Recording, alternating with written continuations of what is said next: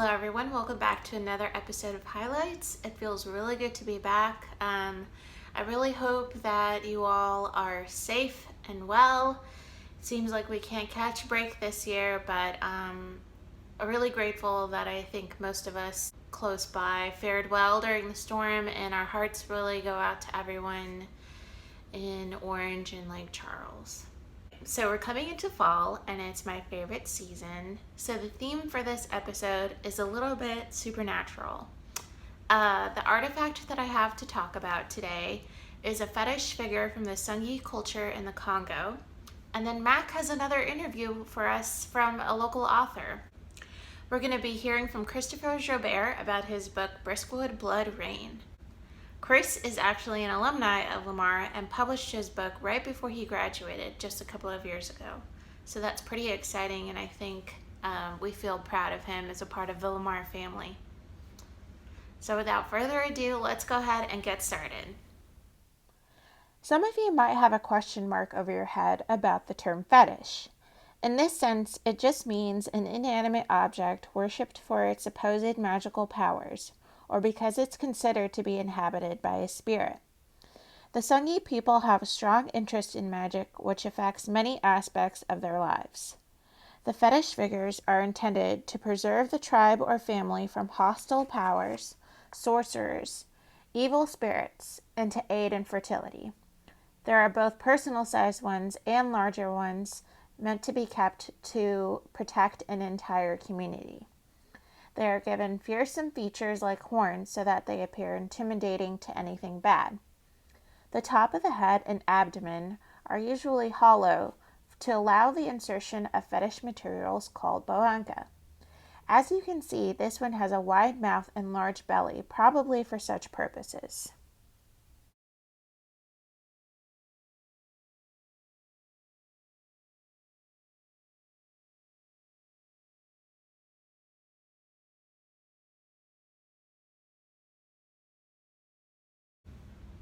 And now the interview with Mac and Chris. Hi everyone, my name is Mac, and welcome back to our special little interview series to go along with highlights of the permanent collection. Today I'm here with a Beaumont native and Lamar alumni, Christopher Joubert. Say hello to your fans. Hi everyone, what's up? He is a published author, and I actually read online that you started writing his most recent science fiction book titled Briskwood Blood Rain while he was still enrolled in school. I'm sure that was super hard to juggle all that. Yeah, it was really exciting, and it came out like 2 weeks before I graduated from college, so it was something that I did for the most part. I worked at Tinseltown, the movie theater here in Beaumont, and well, actually Cinemark is what it's called now, but I always knew it as Tinseltown. So I worked there for almost 4 years, so I started to kind of get inspired by like just basically going into work there like so often. I was like, this could be a really cool type of like scenario to have like a apocalyptic thriller, and I just had never seen anything like that done before, so I was like, I'll do it myself. Awesome. Yeah, so at risk of sounding like a news reporter, I'm going to read a review from Amazon on Briskwood Blood Rain. It says, this book is one part race against time, one part body horror, and one part group of friends that will put you back in your late teens. So you kind of started telling us a little bit about it. It's a movie theater, science fiction, apocalyptic, but tell us a little bit more about the book itself. So the book itself, it actually takes place over the course of like one night. So it's like the whole book is set on one night. And it follows Miles Parker, he's actually a high school senior, and he's actually like coming up on his high school graduation. So he was actually like doing that job very similar to like myself, actually, because that was a job that I actually worked. Like I started my junior year of high school, and I worked there all the way like up till college. So it basically follows like this group of teenagers who finds themselves trapped within the movie theater, and a rain apocalyptic event happens where the rain turns red, and if it touches your skin, it'll turn you into a threader, which is one of these like really gruesome creatures that have spikes growing out of the skin. Wow, that sounds super intense and really good. Very kind of, do you feel like it's kind of like Stranger Things a little bit? I would definitely say, well, the inspiration that I got from the novel, so actually there was an author, his name is Michael Grant, and he wrote this series of books called Gone. And so that follows like, well, it's not exactly like in the same type of scenario, but that novel, it's like a dome comes down over the city called Perdido Beach, California. And so, and then the people in the dome, they actually get superpowers, and there's no one under the age of 15 that's actually there. So like all the adults disappeared, and then it just escalates and escalates because they become trapped inside the dome and there's no way to get out. So I got inspired to do it kind of based off of that novel. Okay, that was one of my questions. Do you feel like, or when did you begin writing? Was it more recently with Briskwood, or did it kind of lead up to that? So actually, the earliest memory that I have of like actually being like where I sat down and wrote something that I was proud of was actually in second grade. And my mom actually I read this story out loud to her, and it was something that I had to come up with for class. I went to Dishman Elementary, and I was in Miss SQ's class, and we had to do like just creative writing, and I like came up with a story. It was like on an African safari or something like that. I just remember there was a rhino involved. And yeah, I read that out loud to my mom, and she was really impressed by it, and she still brings it up like to this day. That's funny. Start with a rhino. It's crazy. Yeah. Do you have any kind of other big motivators or inspirations for your writing? I would say definitely Jordan Peele, like who's come up with Get Out and Us and like all of those huge films. I just think that he is incredible, and I hope to either come up with a novel or like a screenplay, like just come together with him in some way, like in a collaborative effort. And hopefully that's who I would love to work with, because I think he's doing wonders and like showing that African American films don't have to necessarily be the way that they have been portrayed traditionally, and he's kind of opening barriers. I think that's really inspiring. I could totally see it happening. Remember us? Thank you.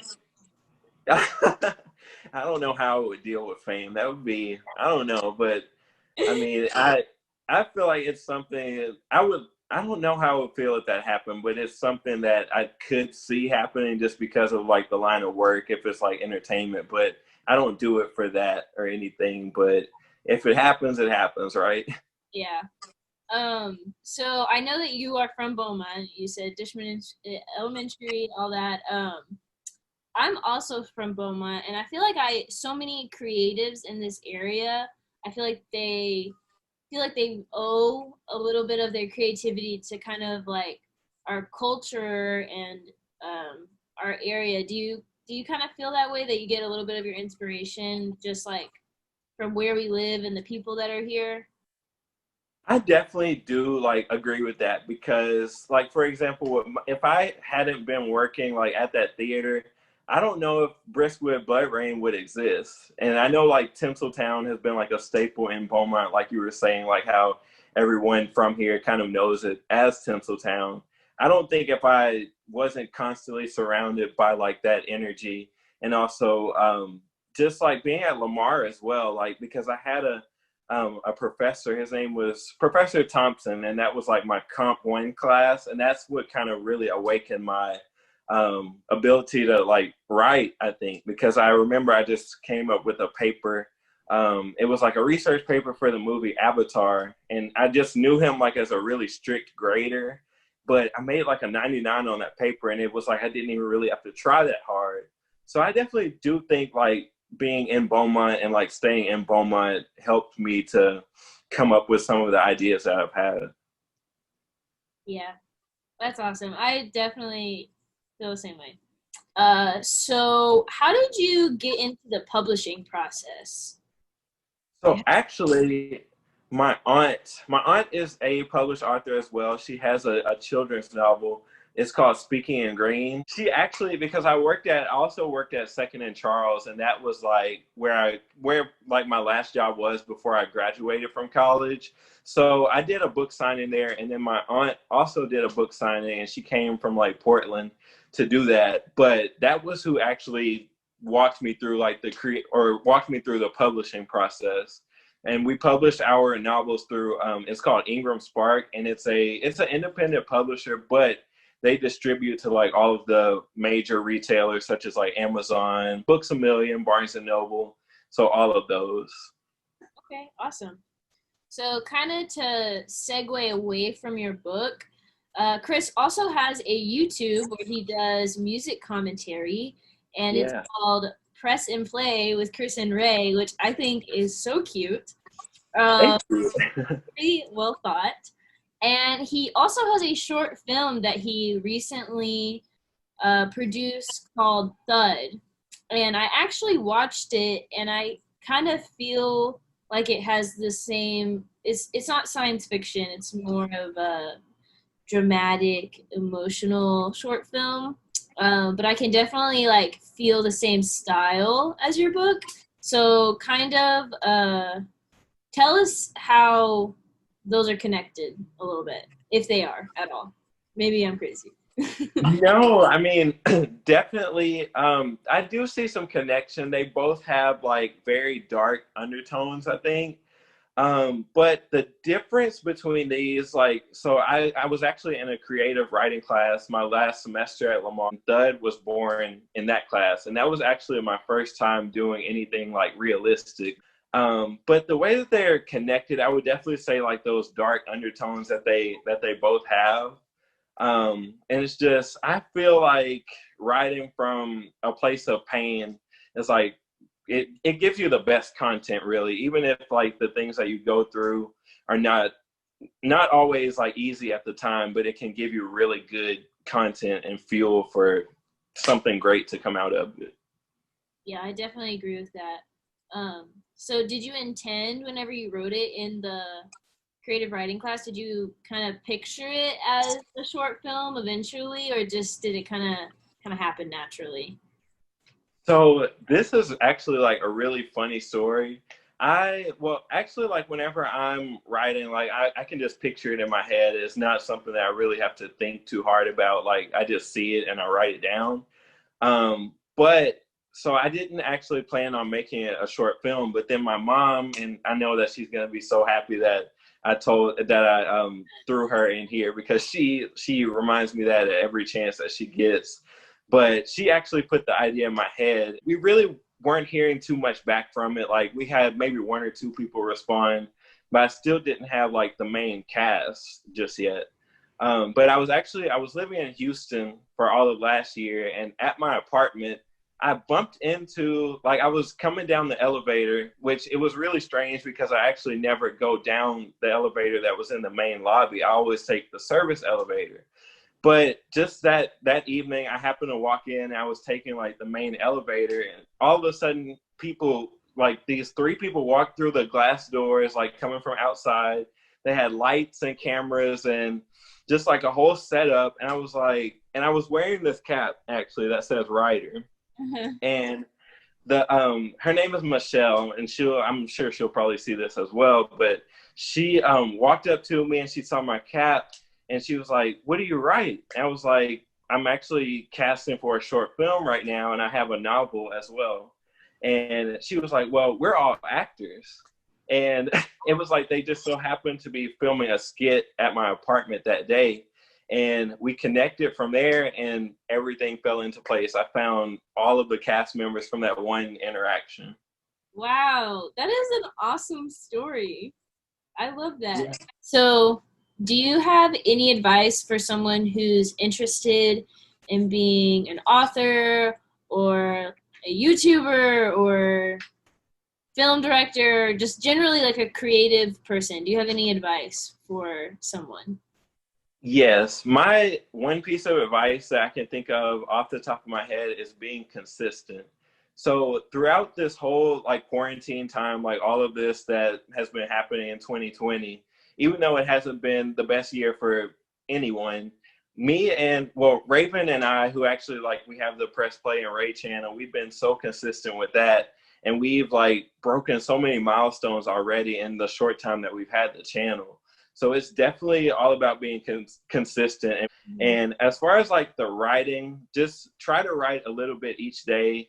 I know a lot of people are just not like in the best mindset this year, so don't try to force yourself to do it if it doesn't feel natural.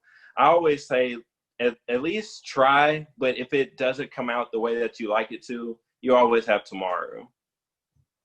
Yeah, that's really good advice. So last question, what's next for you in terms of your endeavors with your book and movies potentially? You're still working on the YouTube, so Yeah. check that out. But just what's next in general? So I'm actually working on the second novel right now, so it'll be the follow-up to Briskwood Blood Rain. So I'm definitely excited for that to come out, and I'm in the process of like coming up with that storyline and just writing all of that out. And I actually plan on that series being like a trilogy, so there will be one more that comes out after that. So yeah, that's the first time I really ever exposed that information. So that's something to look forward to as well. And also just doing more of the YouTube stuff, and yeah, just trying to stay positive and stay creative so that people have lots of content to consume. That's awesome. Thank you so much, Chris. We're so happy that you could join us at the Dishman for this interview. Make sure that you check out his YouTube channel and also his short film titled Thud, and also his book, Briskwood Blood Rain, which you can buy at Amazon, Barnes & Noble, Books A Million, and you can also get it on iBook. So Yeah, thank you. I also have I have around like 25 copies if anyone in Beaumont or even Houston, because I'm back and forth between Beaumont and Houston, I have copies for sale. So check him out. Thanks for joining us this week. We will see you next time.